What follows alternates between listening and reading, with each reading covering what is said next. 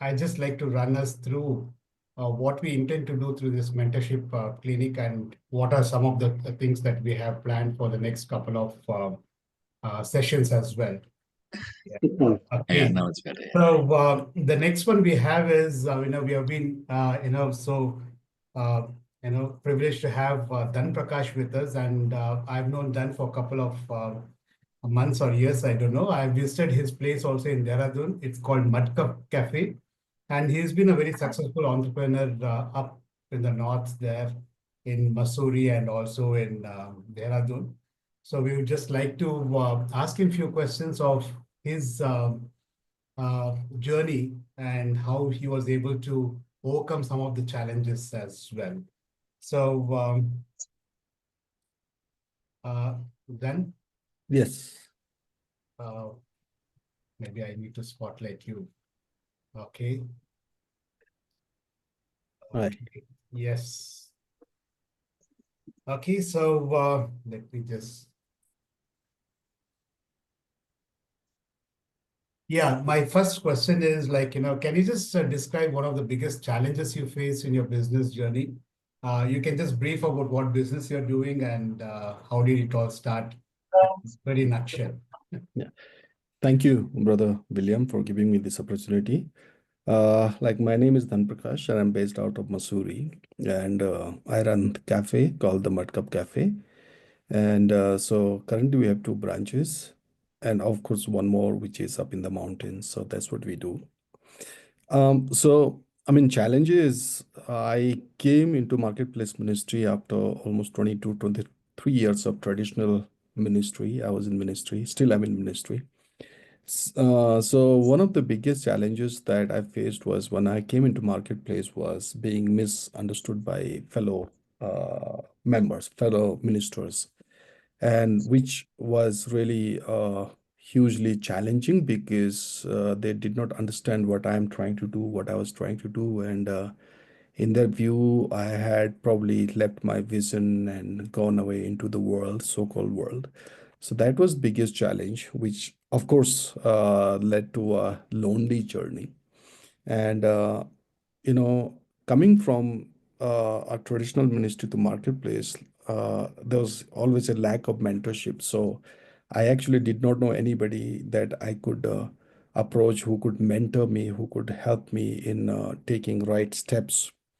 So that was another challenge. And then the biggest challenge was actually no knowledge of proper financial planning or budgeting or business plan. So, I mean, I felt like a calling that I should go into marketplace ministry. I just came into it, but somehow God survived me. So, yeah. I How, can't hear you. how did you manage your financial things initially when you started this business? Well, I mean, I had to learn many new skills. It was totally a new challenge for me. And learning the skill, not giving up, and developing a strategic plan, which was something that helped me. And I mean, I'll give you a small example. As when we started the Mud Cup in 2016, we actually started it as a high-end cafe where we had like double A, triple A imported coffee, oolong tea, white tea, and all those kind of high-end product and few truffles. But then soon I realized that we are sending more people away than inviting them in, because people would come in and they would look at our menu, they would see there are very few items and they were very highly expensive. So I really began to think about it, and we have realized that in India, at least in North India, uh, the coffee culture still is not there. People just don't go out for coffee. They go out for a meal and then have chai or coffee. So that's when we kind of began to evaluate ourselves, and we developed a menu. So we went into a almost like full-fledged menu where we offered food. We offered a place where families could come, spend time together, and then have a cup of coffee. Mhm. Right. Yeah. So I'm sure that this journey has not been very smooth for you, especially when I came and visited your place. It's not a small setup. You have really thought over a lot of things. So I saw that you have built up a kind of an ecosystem within the cafe. Um, what were some of the strategies that you brought in uh, into it? Well, I think, the vision and the calling, those are two important things that I've learned. And one of my vision with the Mudcup is, I mean, becomes like a Chick-fil-A kind of, that's what I'm looking into. Um, we want to give skill development, skill training to people from, economically marginalized background. We also, coming from up in the mountains where there are lots of migration happens because there's lack of lots of, I mean, there's a lack of opportunities and employment. So we wanted to address that. So that was something, creating job and employment opportunities was something that looked, and we wanted to address that. So those were some of the things, and which really helped me was in my difficult time was that the calling. I knew that this is what God wants me to do. And when times were tough, I was able to go back to God and ask Him, and God, what is it that you want me to do? And initial few years were really, really challenging, but by God's grace, we survived two COVID years and we were able to do well. During those COVID years, we did not fire any of our employees. We were able to, help them in whatever way. And so that was again a learning experience for me. Yeah. Okay, so I'm sure, looking back, what key lessons did you learn from overcoming that challenge that still influences your decision today? Well, I think uh, it's important for us, especially who are in marketplace ministry aspect of it. Your understanding your calling, your vision, like I said.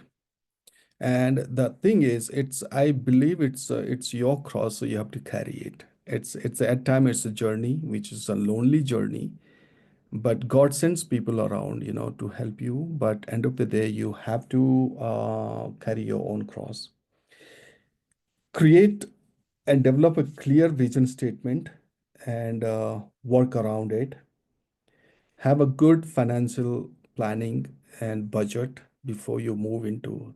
Have mentors, have accountability groups, have people around you, like Sir was talking today, who have gone through, who've got wealth of experience, and engage them into your life. And I think don't take emotional decision when it comes to business, which at times we have taken, and which always were not very good decision when you take.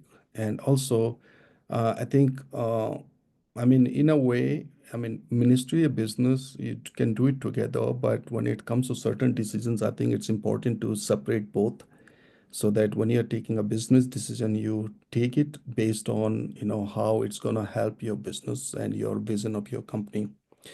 And develop a good team and have a legal advisor. Those are some of the things that I would share, I would, recommend. Yeah. So based on your journey, what are some two things that you just want to leave with us this evening as an entrepreneur?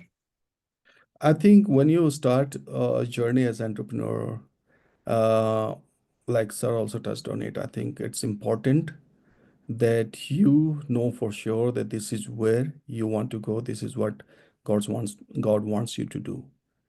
Secondly, I think plan well, budget well. Don't just venture into anything without, because just you feel like doing it. I think if you do not have a good advisory group, good accountability group, you do not have somebody who can mentor you, who can help you, then my advice would be before starting anything, I think first step would be finding that group, finding that help, finding those right people who can help you make right choices, right decisions, and which eventually will help you in developing you as an, I mean, developing your business and your ministry. Well, thank you so much, then, and we wish you all the best for your future plans and I really like the setup where you have a co-working space, you have place for children to play, you have so the entire family can be at one place, sipping coffee, having snacks, and the children are playing here. And so that's a wonderful strategy that you have used. And we thank you so much for coming on and uh, Thank you. just giving your time to just share your journey with Thank us. you for giving me this opportunity. Thank you, Thank, brother. thank you so much. Yeah. Um,